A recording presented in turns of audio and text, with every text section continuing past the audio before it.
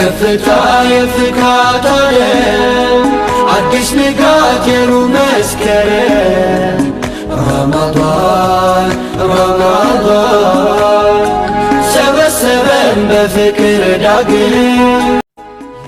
ሰመራ ዩኒቨርሲቲ የሰላም አምባሳደር በሰመራ ዩኒቨርሲቲ የ1447ኛው ዓመት የሂጅራን የረመዳን ወር ኢፍጣርና አብይ ጾምን ምክንያት በማድረግ ለተማሪዎች የተዘጋጀ ማህደር የማጋራት መርሃ ግብር የሰመራ ዩኒቨርሲቲ ዋና ፕሬዝዳንት ዶክተር መሐመድ ኡስማንና ከፍተኛ ባለስልጣናቶችና የሰመራ ዩኒቨርሲቲ የተማሪዎች አገልግሎት ዲን አብዱ አንፋርና የተማሪዎች ህብረት ፕሬዝዳንት አህመድና ሌሎች የተማሪዎች ሰብሳቢዎች በተገኙበት ተማሪዎች በተገኙበት ይህ የረመዳንና አብይ ጾም የማህደር የማጋራት መርሃ ግብር ፕሮግራም ዛሬ ዕለት በሰመራ ተከናውኗል።